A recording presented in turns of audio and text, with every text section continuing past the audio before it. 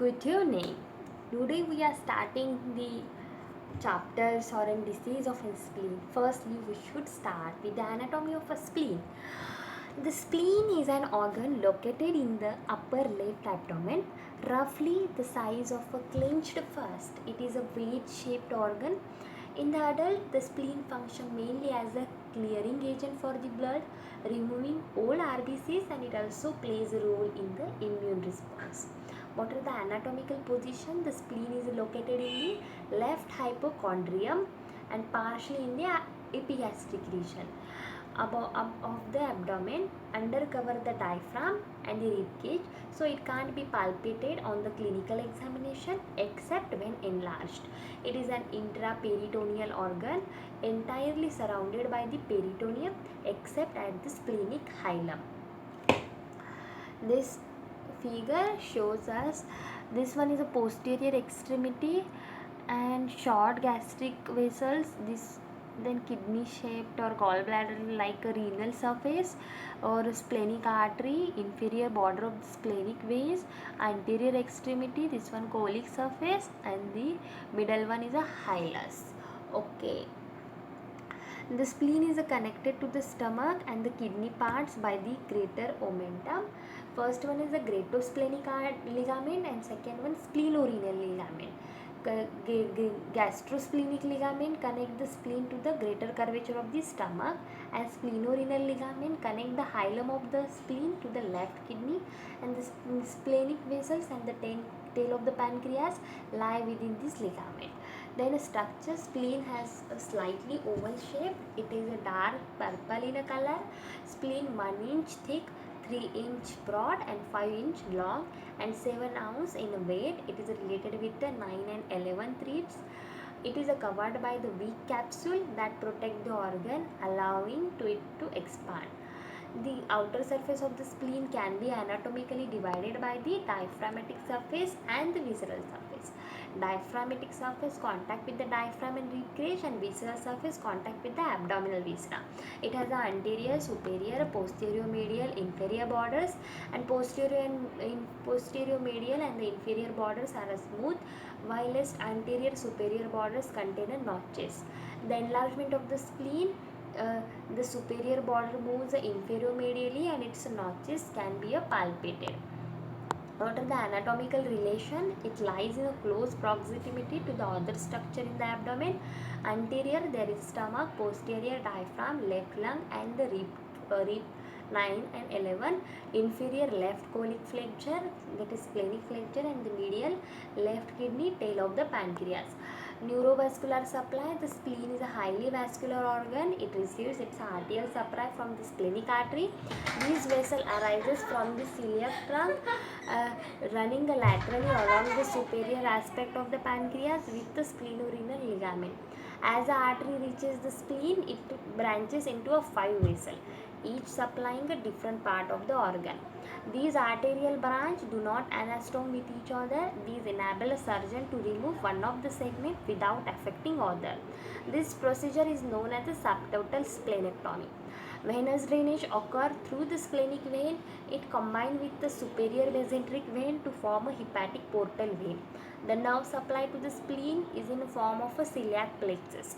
What is a splenic trauma? Splenic rupture. Splenic trauma is called as a splenic rupture. The spleen is the most commonly injured organ following the blunt abdominal trauma, and the second most common injured organ after the penetrating abdominal trauma. Means the first injured organ will be the abdominal trauma, and second one is the splenic trauma. Then traditional injuries to the spleen were treated with the prompt splenectomy. However, recognition of the overwhelming post-splenectomy infection reveals the immunological function of the spleen, so splenic preservation should be attained in the hemodynamically stable patient when feasible. In an unstable patient with a ruptured spleen, prompt splenectomy remains the standard of the care.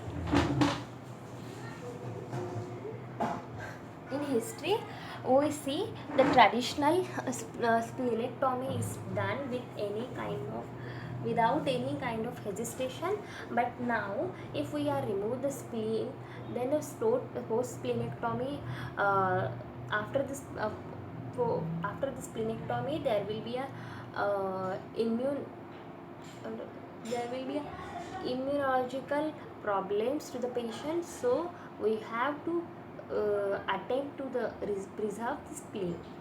What are the etiology? Factor: blunt injury, abdomen injury to the left side of the chest, left lower rib cage due to the fall from a tree, road, and traffic accident can be associated with the splenic rupture.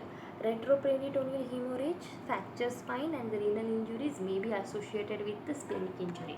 Penetrating injury to the abdomen, gunshot stabbing may cause the rupture of the spleen. Spontaneous rupture of the spleen means it is a scene when the spleen is a pathological, like in a malaria, infectious mononucleosis, and rarely in a sarcoidosis, hemolytic anemia, and the leukemia.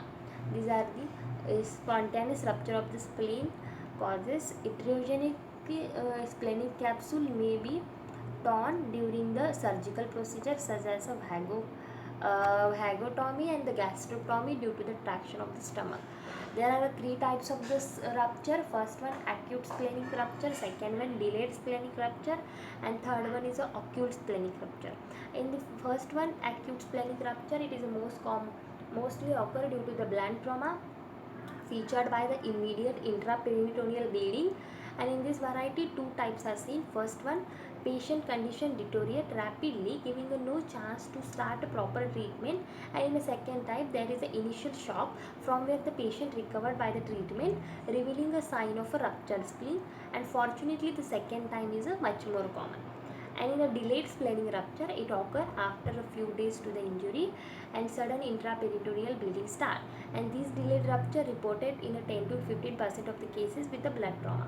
Such a delayed type of rupture is probably due to blood clot, that is a temporary stop. The bleeding becomes laced by the pancreatic enzyme and is slowly enlarging subcapsular hematoma, which ultimate ruptures. The greater momentum, which secure the injured site initially by shielding, gradually moves off. Then third type, occult splenic fracture. This condition is characterized by the formation of a traumatic pseudosis of the spleen.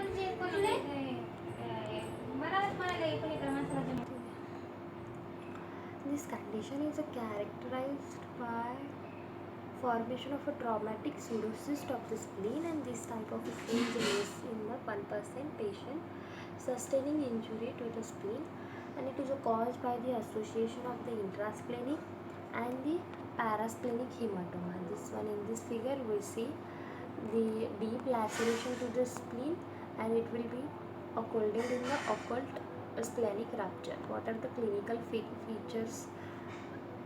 Then first one, hypovolemic shock. Injury to the spleen may cause a severe hemorrhage and ultimately hypovolemic shock. Death can occur within the few minutes, and this is an increased pulse rate, pallor, hypotension, and the closed clammy extremities. Then abdominal distension and paralytic ileus develop gradually also.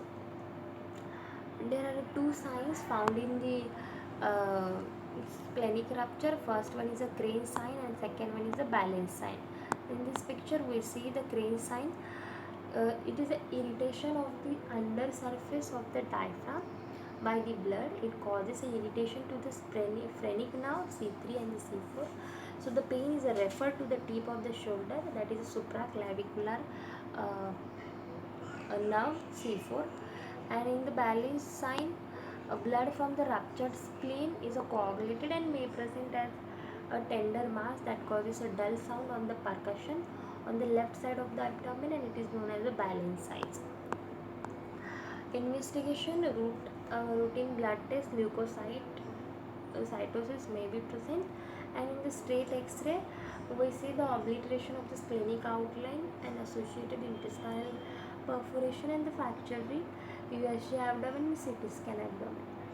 Management: emergency splenectomy if there is a large laceration of the spleen and there is active hemorrhage with the hypotension. Emergency splenectomy should be performed because it is a quite quick and easy to perform and the life saving. In a partial splenectomy, it is performed when one portion is devoid of a circulation, blood supply of the remaining portion is preserved.